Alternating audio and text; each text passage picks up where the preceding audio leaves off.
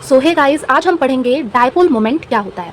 ठीक है, अब जैसे कि हम अपनी प्रीवियस वीडियो में पढ़ चुके हैं कि कोवेलेंट बॉन्ड में आयनिक करेक्टर होता है। ठीक है, कोवेलेंट बॉन्ड में आयनिक करेक्टर होता है, वो कैसे क्या होता है वो सब हम देख चुके थे।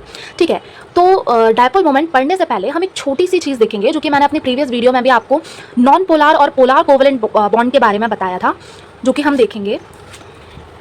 देखिए, ये है क्या, एक छोटा सा कॉन्सेप्ट है, जैसे डायपोल मोमेंट समझने के लिए ये समझना बहुत ज़रूरी होगा।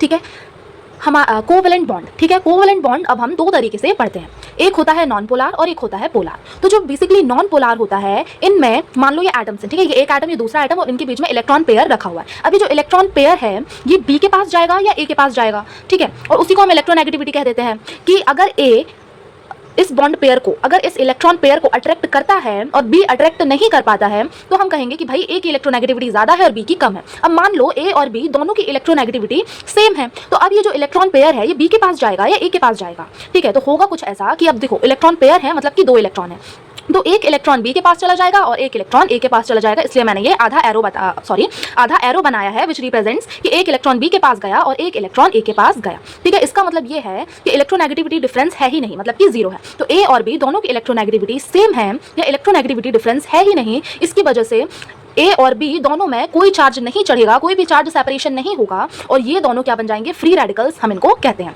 ठीक है, तो ये था नॉन पोलर का केस, जिसमें इलेक्ट्रोनेगेटिविटी जो डिफरेंस रहता है वो सेम रहता है या जीरो रहता है, जिसकी वजह से चार्ज सेपरेशन नहीं होता है और किसी भी तरीके का डायपोल मोमेंट इसमें इंड्यूस नहीं होता है। ठीक है, और कोई भी पोलैरिटी इसमें नहीं होती है। ठीक है, अब हम देखते हैं पोलार बॉन्ड। ठीक है, इसमें नाम ही आ रहा है पोलैरिटी, पोलार। ओके, तो देखो ये कुछ कॉन्सेप्ट है जो कि आपको बाद में और अच्छे से समझ में आएंगे पढ़ते पढ़ते। और इसको अगर हम देखें तो जो पोलार है इसमें इलेक्ट्रोनेगेटिविटी डिफरेंस जो बेसिकली होता है ये जीरो नहीं होता है, ये सेम नहीं होगा। ठीक है, ये क्या होगा भैया, सेम नहीं होगा, जिससे क्या होता है, मान लो ए एंड बी, अब इनके बीच में इलेक्ट्रॉन पेयर रखा हुआ है। जैसे कि मैंने बताया था कि अगर,